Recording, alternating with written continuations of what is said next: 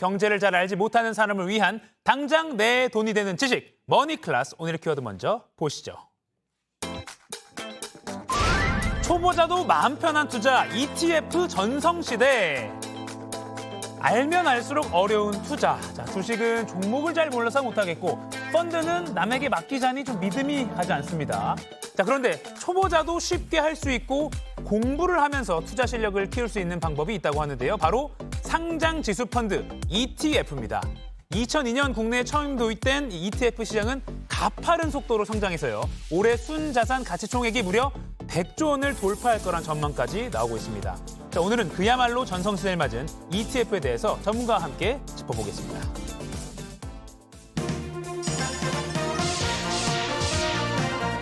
경제 분석에 계신 홍춘욱 이코노미스트 모셨습니다. 안녕하세요. 네, 안녕하세요. 자, 그동안 이 머니클래스에서 ETF 뭐 하는 게 좋을 것 같습니다라는 그런 조언을 많이 들었는데 예. 사실 그래서 뭐 댓글로도 그럼 ETF 설명 좀 해달라라고 그런 요청들이 많이 있었습니다. 오늘 잘 된 것 같습니다. 네네. 자, ETF 일단 개념부터 좀 설명 좀 해주세요. 여러 가지 주식들을 모아서 네네. 펀드처럼 운용해 주는 건 똑같은데 네. 주식처럼 쉽게 사고 팔 수 있는 상품이다라고 생각하시면 되겠습니다. 그러니까 모아져 있는 게 좀 포인트는. 예, 그렇습니다. 그러니까 펀드를 주식처럼 거래할 수 있고 그리고 소액으로도 투자를 할 수 있다는 게 장점입니다. 그래서 예를 들어서 뭐 어떤 주식들 같은 경우는 몇십만 원, 몇백만 원 하는 주식들이 있는데 네. 그거 한 주 사기도 되게 힘들잖아요.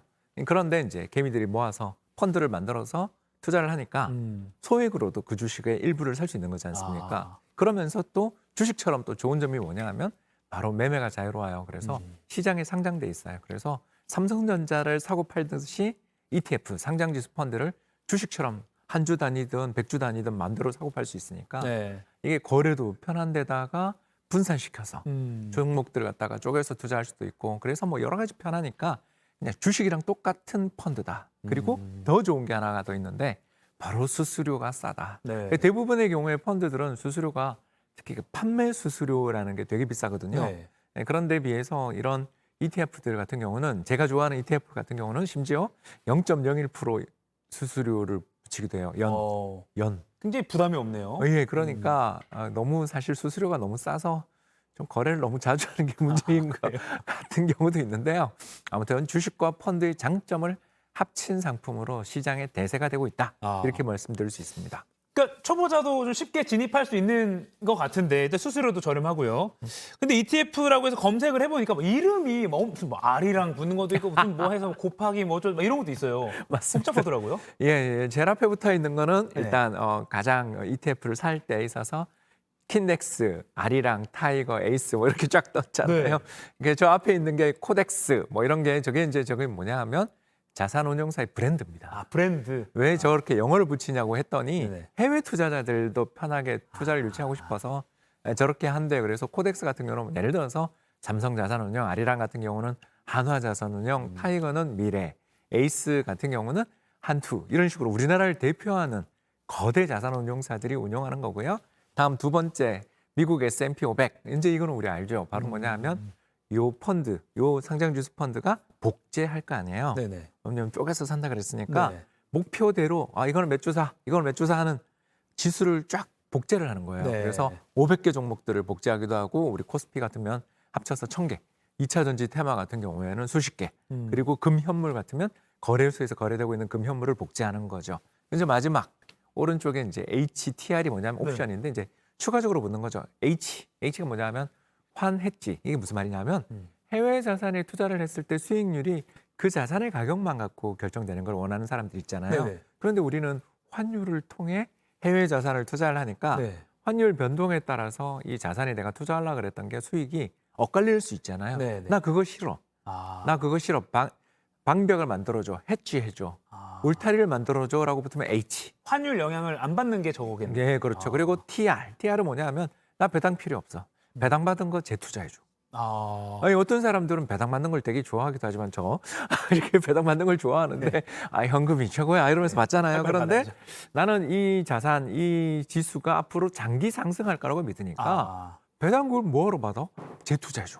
토털 리턴, TR. 이름이 좀 어려워 보이지만 알고 보면 별거 아닙니다. 그러니까 이 이름만 봐도 어떤 지수를 추종하는 거고 어떤 성격이거를 대충 알 수 있는 거군요. 그렇죠. 그래서 아. 브랜드가 중요한 거죠. 그래서 그러네요. 다들 기억에 쏙쏙 남는 브랜드를 만들기 위해서 사실은 브랜드를 교체하기도 하고 아. 그러긴 하는데 일단 제가 봤을 때 뭐 코덱스, 타이거, 아리랑, 에이스 같은 브랜드들은 앞으로도 상당히 오래 갈 테니까 저기 어디구나 투자하다 보면 잘 외워지니까 네. 그냥 너무 그거에 신경 쓰지 마시고 하시면 되겠습니다. 설명 듣고 나니까 예를 들어 기사 하나를 볼 때도 저게 그거구나라고 좀 알고 좀 시작할 수 있을 것 같아요. 맞습니다. 자, 근데 이렇게 많은 상품이 있는데 어떤 걸 좀 골라서 투자해야 하나 조금 더 자세히 들어가 보죠. 예, 펀드를 살 때도 보면 펀드 매니저가 누구야?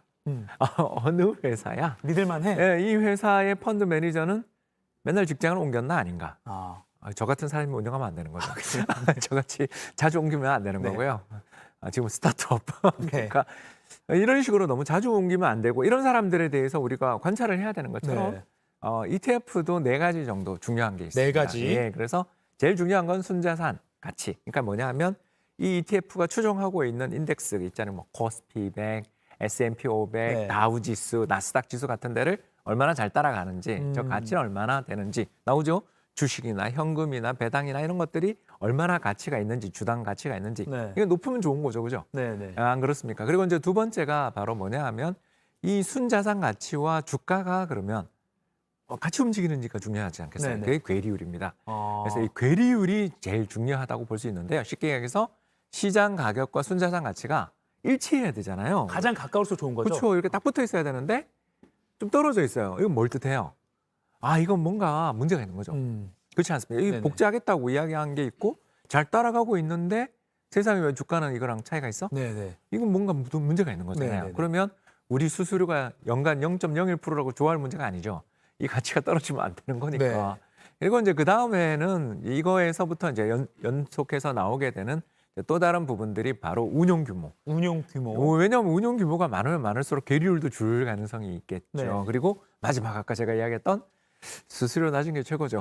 자, 그래서 대체로 어떤 ETF들을 고르러 가셨을 때 순자산 가치와 괴리율 이런 것들을 잘 쳐다보기 좋은데 좀 어렵잖아요. 네. 그러면 그냥 운용 규모가 크고 수수료 싼 상품이면 대체로 괴리율도 왜냐하면 거래가 잘 되니까 네. 괴리율도 좀 줄어들 가능성이 있다.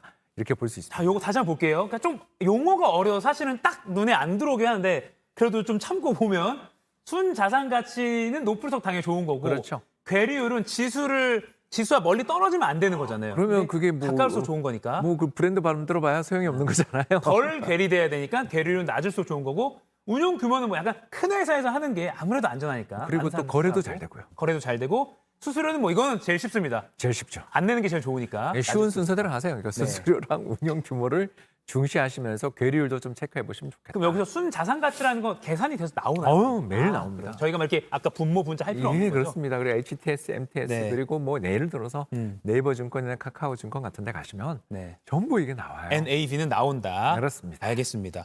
자, 요즘 기사 보니까 뭐 국내 금융시장 불안하고 뭐 좀 약간 못 믿어올 때마다 당연히 ETF 뭐 인기가 있지만 채권 시장으로도 그렇습니다. 투자금이 몰린다. 그러면 채권도 ETF로 투자를 할 수 있는 건가요? 그렇습니다. 저는 사실 우리 개인들이 이제는 꼭 그렇게 소액 채권 그렇게 사야 되는지 의심이 들어요. 그냥 ETF 사면 되거든요. ETF의 장점이 아까 이야기했잖아요. 조금의 금액으로도 거래할 수 있잖아요. 네. 그리고 두 번째가 뭐죠? 저렴한 수수료. 세상에 근데 채권이라는 것 자체가 금리 사실 많이 줘봐야 5% 4%인데 수수료 1% 떼면 그거 어디다 씁니까? 그러게요. 예, 그러니까 수수료 적게 떼면서 거래도 잘 되는 그런 채권 ETF에 투자도 한번 해보시면 이게 진짜 좋습니다. 채권 ETF. 예, 그래서 특히 채권 ETF 중에서 또 제가 재밌는 걸 여기 그림에 네. 너무 글자가 작아서 죄송한데요. 여기 보시면 막 정말 다양한 종류의 채권이 있는데 잠깐 잘 보이지는 않지만 회사채라는 게 지금 여기 바로 있습니다. 네. 이 회사채 같은 경우는 어떤 회사채냐 하면 바로 2023년 11월 만기가 되는 회사채. 야, 이러면 이거 저 이제 편하게 이야기하자면 은행 예금이 필요 있나? 만기까지 내가 짧은 만기까지 두고 있는데 그 사이에 가격이 빠지거나 또는 급등할까 무서워서 우리가 은행 예금했잖아요. 네네. 그렇지 않습니까? 네. 단기 자금이 있는데. 네. 근데 만기가 딱 매칭돼서 만기까지 그대로 난 원금과 이자를 한 방에 다 받을 수 있는 그리고 그게 시장에 상장돼 있어서 언제든지 거래가 가능한 네. 이런 종류의 채권들 상품들이 있다면 아하. 은행 예금이랑 잘 비교해 보면 수익률을 비교해 보면 어떨 때는 은행 예금보다 더 나을 수도 있는 거죠. 아까 말씀하신 게 올해 11월 만기면 한 6개월 적금된다는 생각으로 해도 되는 거죠. 그렇죠. 그러면서 그 만기 때 원리금 이자 다 받을 수 있고 또 그 전에도 매매가 가능해요. 근데 우리가 은행 예금할 때 문제가 하나 있잖아요. 만기까지 보유 안 하면 이자 다 받으세요?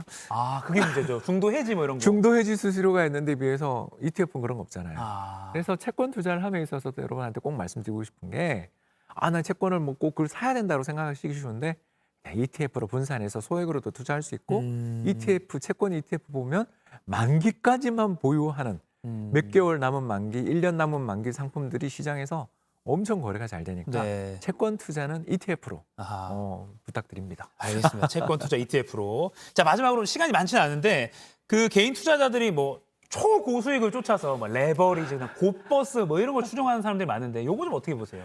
네, 굉장히 부정적으로 봅니다. 네네. 조심해야 됩니다. 왜 그러냐 하면 빚을 지는 거거든요. 그러니까 곧버스가 뭐냐?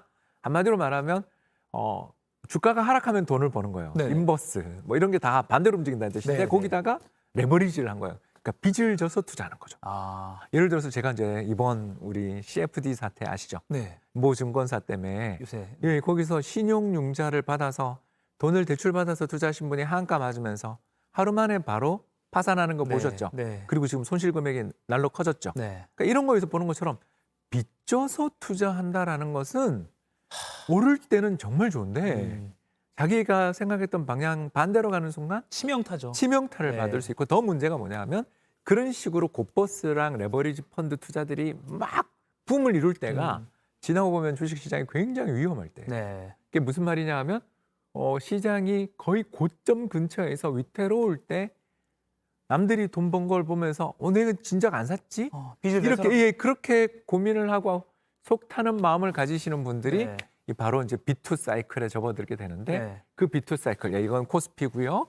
네. 코스피 말고 이제 저 빨간 선이 뭐냐 하면 네. 신용융자입니다. 돈 빌려 주식 사는 거죠. 저 신용융자 잔고가 급증했을 때 저 파란 막대기 영역들을 보십시오. 저렇게 급증한 다음에 그 뒤에 좋은 적이 없어요. 왜? 그러니까 뒤늦게 들어가는 거예요. 뒤늦게 들어가거든요. 그래서 저 신용융자를 이제 증권사들이 위험하니까 안 주려고 그러잖아요. 그때 이제 레버리지를 ETF를 사시는 거죠. 왜냐하면 돈도 더 안 빌려주고 더 이상 빌릴 수 없다라고 생각될 때 이제 최악은 어떤 거냐면 신용융자로 2배, 3배 돈을 자기 원금이 1,000만 원이면 2,000만 원, 3,000만 원을 신용융자를 해서 그걸로 레버리지를 또 사면 그래서 주식시장의 사이클에서 저희들이 항상 곧버스, 인버스, 레버리지 그리고 신용융자 이런 뉴스가 나오면 조심해야 되겠구나. 조심해야겠다. 그렇게 생각합니다. 알겠습니다. 주의해야겠습니다. ETF 오늘 잘 정리했습니다. 지금까지 머니클래스 홍춘욱 이코노미스트였습니다. 고맙습니다. 감사합니다.